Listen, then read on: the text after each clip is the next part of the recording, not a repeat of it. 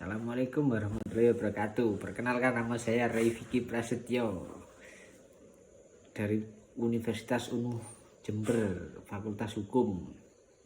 Di sini saya akan menjawab pertanyaan tentang hukum kelembagaan negara.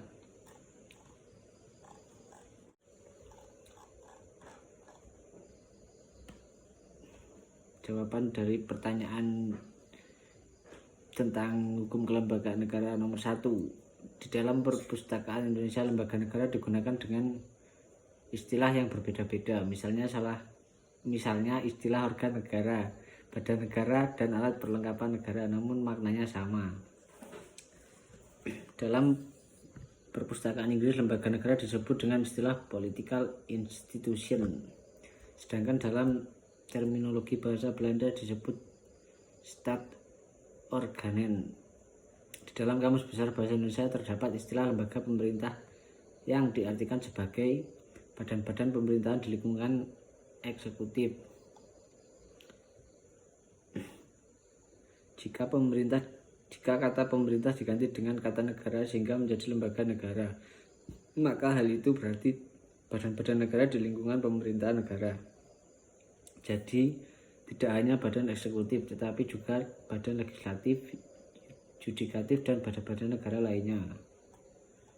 Perkembangan ketatanegaraan menyebabkan semakin berkembangnya pola pikir dan dinamika kehidupan bangsa. Indonesia telah mengalami berbagai macam dinamika dalam proses bernegara, khususnya mengenai sistem dan politik ketatanegaraan. Pasca amandemen Undang-Undang Dasar 1945, Indonesia menganut prinsip kedaulatan rakyat yang dijalankan dengan supremasi konstitusi. Mengenai hal itu dapat dibaca ketentuan pasal 1 ayat 2 Undang-Undang 1945. Ketentuan itu melandasi paham bahwa setiap sistem dan mekanisme kehidupan berbangsa dan bernegara harus berdasarkan pada Undang-Undang Dasar 1945 sebagai sumber hukum tertinggi atau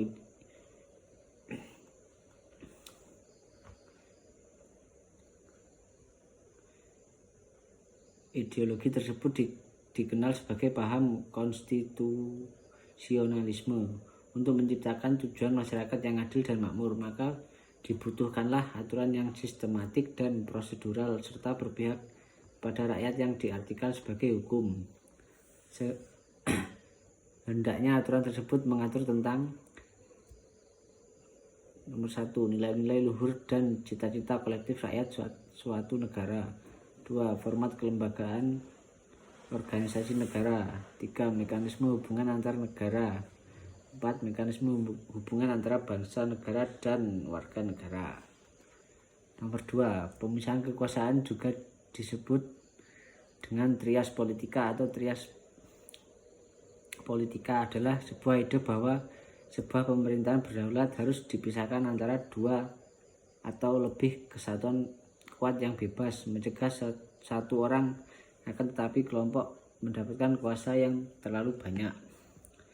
Pemisahan kekuasaan merupakan suatu cara pembagian dalam tubuh pemerintahan agar tidak ada penyalahgunaan kekuasaan antara legislatif, eksekutif, dan yudikatif. Pemisahan kekuasaan juga merupakan satu prinsip normatif bahwa kekuasaan itu sebaiknya tidak diserahkan kepada orang-orang yang sama untuk pencegahan terjadinya penyalahgunaan kekuasaan yang dapat terjadi. Contoh negara yang menerapkan pemisahan kekuasaan ini adalah Amerika Serikat. Nomor 3. Sebelum amandemen Undang-Undang 1945. Sebelum diamandemen Undang-Undang 1945 mengatur kedudukan lembaga tertinggi dan lembaga tinggi negara serta hubungan antara lembaga-lembaga tersebut. Undang-Undang Dasar merupakan hukum tertinggi, kemudian kedaulatan rakyat diberikan seluruhnya kepada MPR. MPR mendistribusikan kekuasaannya kepada 5 lembaga tinggi yang sejajar kedudukannya, yaitu Mahkamah Agung, Presiden, DPR, DPA, dan Badan Pemeriksa Keuangan (BPK).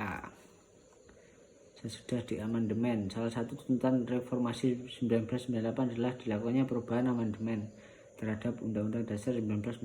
Latar belakang tuntutan perubahan Undang-Undang Dasar 1945 antara lain karena pada masa Orde Baru kekuasaan tertinggi di tangan MPR dan pada kenyataannya bukan di tangan rakyat. Kekuasaan yang sangat besar pada presiden. Adanya pasal yang terlalu luas sehingga dapat menimbulkan multitafsir serta kenyataan rumusan Undang-Undang Dasar 1945 tentang semangat penyelenggara negara yang belum cukup didukung ketentuan konstitusi. Tujuan perubahan Undang-Undang Dasar 1945 waktu itu adalah menyempurnakan aturan dasar seperti tatanan negara, kedaulatan rakyat, HAM, pembagian kekuasaan, eksistensi negara, demokrasi dan negara hukum, serta hal-hal lain yang sesuai dengan perkembangan aspirasi dan kebutuhan bangsa. Nomor 4. Majelis Permusyawaratan Rakyat MPR, Dewan Perwakilan Rakyat DPR, Dewan Perwakilan Daerah DPD, Lembaga Kepresidenan, Mahkamah Agung, Mahkamah Konstitusi, dan Komisi Yudisial dan Badan Pemeriksa Keuangan. B. Badan Pemeriksa Keuangan atau disingkat dengan BPK adalah lembaga tinggi negara yang dalam sistem ketatanegaraan Indonesia yang memiliki wewenang memeriksa, mengelola dan tanggung jawab keuangan negara. BPK masuk dalam kategori lembaga yang mandiri dan bebas. Pernyataan ini tercantum dalam Undang-Undang Dasar 1945. Anggota BPK dipilih oleh DPR dengan tetap mempertimbangkan DPD dan kemudian diresmikan oleh Presiden. Dalam pembentukannya, lembaga ini memiliki sejarah tersendiri dan juga dimaksud untuk memiliki tugas dan wewenang Badan Pemeriksa Keuangan.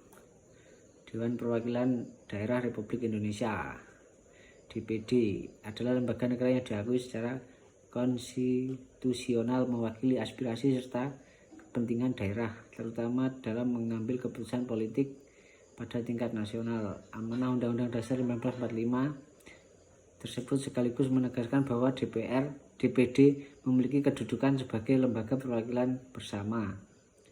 DPD yang mempunyai fungsi legislasi, pengawasan, dan penganggaran. 5A. Persamaan dan perbedaan Mahkamah Konstitusi dan Mahkamah Agung. Persamaan Mahkamah Konstitusi dan Mahkamah Agung adalah: yang pertama, Mahkamah Agung dan Mahkamah Konstitusi adalah sama-sama pelaksana kekuasaan kehakiman di Indonesia sebagaimana tercantum dalam pasal 24 ayat 2 Undang-Undang Dasar tahun 1945. Kedua, Mahkamah Agung dan Mahkamah Konstitusi adalah sama-sama kedudukannya sebagai lembaga negara. Perbedaan Mahkamah Konstitusi dan Mahkamah Agung adalah: 1. Mahkamah Agung membawai 4 peradilan, di mana keempat peradilan tersebut memiliki pengadilan tinggi dan berakhir di Pengadilan Mahkamah Agung Republik Indonesia. Sedangkan Mahkamah Konstitusi bersifat peradilan tingkat pertama dan terakhir yang memutus secara final. Kedua, Mahkamah Agung dikenal adanya upaya hukum baik upaya hukum biasa, banding di Pengadilan Tinggi dan kasasi di Pengadilan Mahkamah Agung, dan luar biasa peninjauan kembali dengan syarat adanya alat bukti yang baru atau novum. Sedang pada Mahkamah Konstitusi tidak dikenal adanya upaya hukum karena setiap putusan Mahkamah Konstitusi adalah bersifat final. Pasal 24C ayat 1 Undang-Undang Dasar 1945. Ketiga, Mahkamah Agung berwenang melakukan uji material peraturan perundang-undangan di bawah Undang-Undang terhadap Undang-Undang Dasar tahun 1945. Mahkamah Konstitusi berwenang menguji material undang-undang terhadap Undang-Undang Dasar Pasal 24C ayat 1 Undang-Undang Dasar tahun 1945. Tugas kewenangan Mahkamah Agung lebih luas, sedangkan tugas dan kewenangan Mahkamah Konstitusi terbatas. 5B. Posisi lembaga negara yang dibentuk berdasarkan undang-undang diantaranya sebagai berikut: Komisi Nasional Hak Asasi Manusia Komnas HAM, Komisi Pemberantasan Korupsi KPK, Komisi Pengawas Persaingan Usaha KPPU, Komisi Kebenaran dan Rekonsiliasi KKR, Konsil Kedokteran Indonesia KKI, Komisi Penyiaran Indonesia KPI, dan lain-lain. Lapis ketiga, lembaga negara yang berasal dari regulator di bawah undang-undang. Kategori ini merupakan lembaga konstitusi yang sumber kewenangannya berdasarkan dari regulator atau pembentuk peraturan di bawah undang-undang, dalam artian bahwa secara hukum keberadaannya hanya didasarkan pada kebijakan presiden. Komisi Ombudsman Nasional merupakan salah satu lembaga negara yang termasuk dalam kategori ketiga. Lembaga ini dibentuk hanya berdasarkan keputusan presiden. Di sisi lain terdapat sejumlah lembaga maupun jabatan daerah yang termasuk dalam kategori ini, antara lain pemerintah daerah yang termasuk dalam pemerintah daerah provinsi, gubernur, DPRD provinsi, pemerintah daerah kabupaten, bupati, DPRD kabupaten, pemerintahan daerah kota, wali kota, DPRD kota, dan lain-lain. 5C. Melaksanakan pemilu dengan baik, bersih, dan jujur. Sekian video yang saya buat untuk menjawab tugas hukum kelembagaan negara. Kurang lebihnya saya mohon maaf, dan selalu ingat untuk menjaga kesehatan. Patuhilah prokes yang ada sekarang, seperti mencuci tangan, memakai masker, dan lain-lainnya itu. Wabillahi taufik walhidayah. Wassalamualaikum warahmatullahi wabarakatuh.